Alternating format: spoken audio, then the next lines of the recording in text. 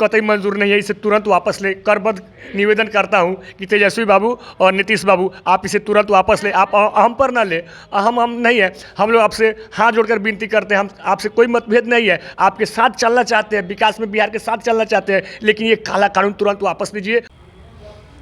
7वें चरण के शिक्षक अभ्यर्थी लगातार आंदोलन इस चीज़ को लेकर के करते थे कि कैबिनेट में किसी तरह से मुहर लग जाए और इन लोगों को नियुक्ति पत्र हाथ में आ जाए।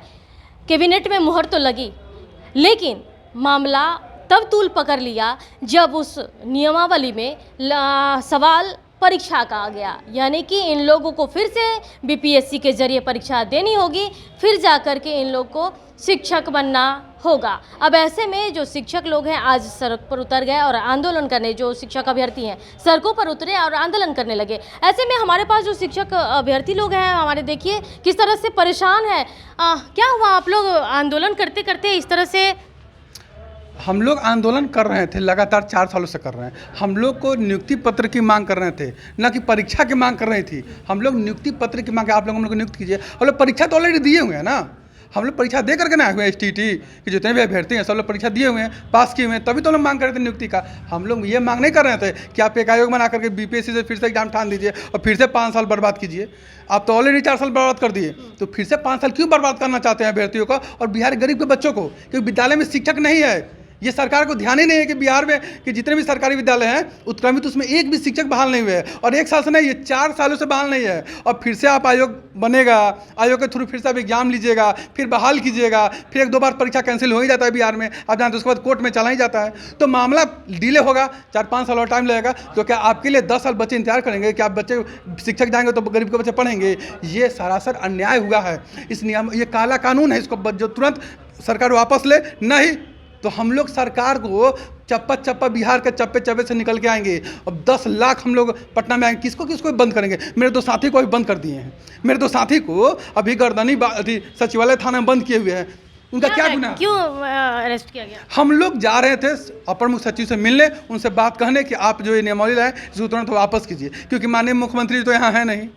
शिक्षा मंत्री जी का घर पुलिस छावनी में बदला हुआ है, वहाँ पे पुलिस प्रशासन इतने हैं कि आप उनसे वो मिल ही नहीं रहे किसी से। लग रहा है कि वो मतलब उनसे मिलना अभी आप उनके दरवाजे तक नहीं जा सकते हैं। आप पत्रकार हैं ना, हम गारंटी देते हैं आप उनके दरवाजे तक नहीं आ सकते, उनसे एक बाइट नहीं ले सकते हैं। क्यों? आप बिहार के शिक्षा मंत्री हैं, आप जनप्रतिनिधि, आप हमसे नहीं मिलेगा तो किससे मिलेगा? शिक्षा मंत्री, हम शिक्षा का अभ्यर्थी मिले तो किससे मिलेगा? तो हम लोग वहाँ जा नहीं सकते हैं, सचिवालय जा नहीं सकते हैं। वहाँ पे पुलिस प्रशासन द्वारा हम लोग को पीटा जा रहा है, पकड़ के बंद कर दिया जा रहा है। तो ये तो अन्याय हो रहा है ना। क्या लग रहा है कि आप लोग को डराया और धमकाया जा रहा है ताकि आप लोग आंदोलन पर नहीं करें? ये डराने धमकाने की जो नीति है ना, ये सरकार समझ नहीं रही है कि हम लोग डरने वाले नहीं हैं। इस बात को समझ ले। आप लाठी मारिएगा ना, हम लोग कोने कोने से लाखों निकलेंगे अभ्यर्थी। आप कितने पर लाठी मारिएगा, कितने को जेल में बंद कीजिएगा? आज मेरे 2 अभ्यर्थी को जेल में बंद किया है ना, हम लोग 2000, 5000, 10,000, 2 लाख अभ्यर्थी को बंद कर लीजिएगा। आपका जेल है इतना कि बंद कर लीजिएगा, तो जेल भरो आंदोलन करेंगे। अब हम लोग रुकने वाले नहीं हैं। लगातार जो शिक्षक का मसला रहा, हमेशा आप लोग की बातों को उठाते रहे हैं और आज भी आप लोगों के साथ ही खड़े हैं। उन्होंने बताया कि आप लोग का जो संघर्ष आप लोगों ने किया है, वो संघर्ष और जिस तरह का परीक्षा का बात है, वो जिस तरह से आप लोग परेशान है, सड़क पर उतर रहे, वो मांग जायज़ है, लेकिन फिर भी कह रहे हैं कि आप लोग को परीक्षा देना होगा। तो अब ऐसे में क्या कहेंगे? देखिए, परीक्षा देना पड़ेगा। हम लोग परीक्षा देकर ही यहाँ पे हैं, बिना परीक्षा के हम लोग थोड़े कोई है यहाँ पे है। सब लोग परीक्षा दे करके आए हुए हैं। हम लोग तो 2019 में जब नोटिफिकेशन निकला था और एग्ज़ाम भी ली गई थी, उसको रद्द करके फिर 20 में लिया गया कोरोना काल में। हम लोग पास हुए, मेरिट में आए और इसके बाद 4 साल तक रोड पर हम लोग संघर्ष भी कर रहे हैं।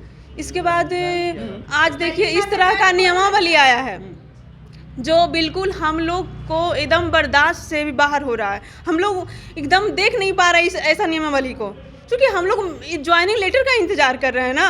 इसके जगह पे क्या हम लोग को देखने के लिए मिल रहा है?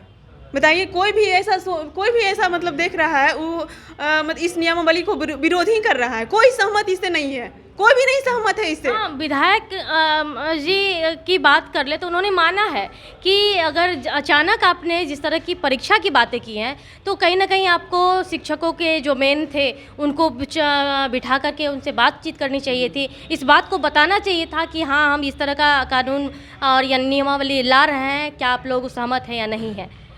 देखिए, सबसे पहले मैं जो ये काला कानून लाए हैं नीतीश बाबू और तेजस्वी बाबू, इसे तुरंत वापस लें।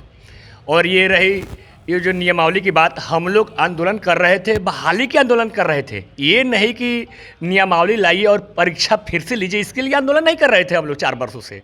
हम लोग का 4 वर्ष खत्म हो गया कि अब फिर आप एग्ज़ाम लेंगे और फिर 5 वर्षीय योजना चलाएंगे, ये कतई बर्दाश्त नहीं है। नीतीश बाबू और तेजस्वी बाबू, आप इसे तुरंत वापस ले। ये काला कानून है। जिस तरह से अंग्रेज़ों ने जो लाई थी, साइमन कमीशन के द्वारा काला कानून लाया था 1928 में, उस तरह विरोध हुआ था, उसी तरह का विरोध यहाँ भी होगा।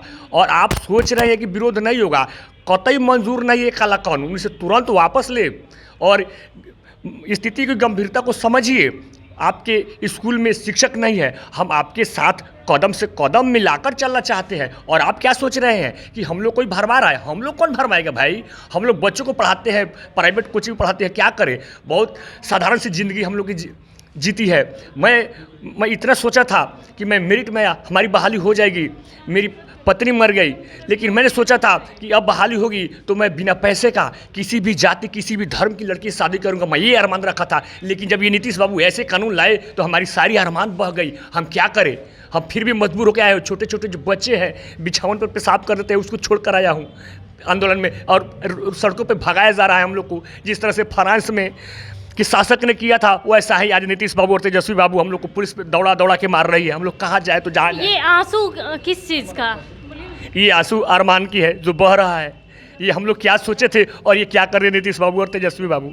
ऐसा आप लोग को नहीं करना चाहिए था। क्या बच्चे नहीं हैं, हम आप ही के बच्चे हैं और आप ही के साथ कदम से कदम मिलाकर चलना चाहते थे, लेकिन ये बिल्कुल हम लोग का गला घोट दिए आप। ये कतई मंजूर नहीं है, इसे तुरंत वापस ले। करबद्ध निवेदन करता हूँ कि तेजस्वी बाबू और नीतीश बाबू, आप इसे तुरंत वापस ले। आप हम पर ना ले, हम नहीं है। हम लोग आपसे हाथ जोड़कर विनती करते हैं, हम आपसे कोई मतभेद नहीं है, आपके साथ चलना चाहते हैं, विकास में बिहार के साथ चलना चाहते हैं, लेकिन ये काला कानून तुरंत वापस लीजिए और हम लोग को नियुक्ति की शुरू काम कीजिए। और ये जो परीक्षा लेंगे आप अगले चरण में लीजिए, 8वें चरण में लीजिए, आगे लीजिए। बस हम यही निवेदन करेंगे कि आपसे ये आंदोलन हम लोग करते रहेंगे। अब जब तक ले आप इस कानून को वापस नहीं लेंगे, हम लोग आंदोलन करते रहेंगे। हम क्या करेंगे? इससे बेहतर मर जाना अच्छा है। अब बताइए कि आप लोग आंदोलन करते करते अब आंसू का सैलाब बह रहा है, क्या कहते हैं इसको? अब आंसू का भी सैलाब बह रहा है, आक्रोश का भी सैलाब बढ़ रहा है, और सब कुछ हम लोग हर मतलब वो चीज़ करने को तैयार है कि हमें अब बेरोज़गार नहीं रहना है। हमारा ये कहना है, लोगों का कहना है कि सरकार हमारे लिए अच्छी चीज़ें लेकर आई है, राज्य कर्मी बनाएंगे, तो हम इसका स्वागत करते हैं। बट वो बात की चीज़ है। हमने नियोजन से एक एस्टेट का परीक्षा जिसका एक अलग सिलेबस था, जिसका मतलब जो नियोजित शिक्षक बनने का हमारा जो था वो हमने पास किया, ना कि राज्यकर्मी बनेंगे हम, अगला एग्जाम दे के बनेंगे। लोगों का कहना है कि हम एग्जाम से डर रहे हैं, नहीं, मेरा ये कहना है कि हम लोग किसी भी एग्जाम से नहीं डर रहे हैं। 2019 यहाँ तक कि कोरोना के समय हम लोगों ने 2 बार एग्जाम दिया। कितने बार वो एक बार ऑफलाइन एग्जाम दिया, उसको कहकर काट दिया गया कि नहीं ये पेपर लीक हो गया। फिर हम लोगों ने ऑनलाइन एग्जाम, फिर 100-200 लोगों का लगातार एग्जाम लेता रहा गया, और इस तरह से हम लोग एग्जाम देकर 4 साल तक हम लोग वेट किए कि अब हमारा नियोजन होगा। जैसे छठा चरण खत्म होगा, 7वां चरण का नियोजन होगा। बट हम लोगों के नियोजन के बजाय ये सरकार क्या ला रही है कि अब आपको राज्यकर्मी बनाया जाएगा। ठीक है, हम राज्यकर्मी तो बनेंगे ही, वो आगे का प्रोसेस है। अभी हमारा जो कहा जा रहा है कि पंचायत स्तर पे आपको शिक्षक बनाया जा रहा था, उसमें कमी है। वहाँ पे मतलब ये हो रहा है कि घूसखोरी हो रही है, तो आप उसको ठीक करिए ना, आप उसको सेंट्रलाइज करिए, आप उसको ऑनलाइन करिए, जल्दी से हम लोग का नियोजन करिए। जैसे मैंने सीटेट पास किया, एस्टेट पास किया, बीएड किया, मतलब 2016 से अभी तक परीक्षा ही तो दे रहे हैं, मतलब इसका कोई मतलब नहीं है इन सारे परीक्षा का। तो देखिए कि किस तरह से जो अभ्यर्थी में आक्रोश साफ तौर पर देखने को मिला, साथ ही देखा आपने कि किस तरह से आंसू का सैलाब है, उम्र भागे जा रहे हैं, कितने की शादियां टूट चुकी है, कितने के बच्चे अब बेघर हो रहे हैं, क्योंकि जो बेरोजगारी का जो मंजर है कई बरसों से जो मतलब लगातार सड़क पर उतर रहे हैं, आंदोलन कर रहे हैं, इस उम्मीद में कि कैबिनेट की जो मुहर लगेगी तो इन लोगों को के हाथों में नियुक्ति पत्र आ जाएगा। लेकिन मिला क्या? तो फिर से एग्ज़ाम देना पड़ेगा और फिर से लंबा समय खिंचाएगा। ऐसे में जो देखिए किस तरह से अभ्यर्थी हाथ जोड़कर नीतीश कुमार को, जो हमारे मुख्यमंत्री हैं, उनसे निवेदन कर रहे हैं कि जो काला कानून लाए हैं उसको वापस कर लीजिए नीतीश बाबू। फिलहाल के लिए इतना ही, बने रहे कशिश के साथ। पटना से गीता सिंह की रिपोर्ट।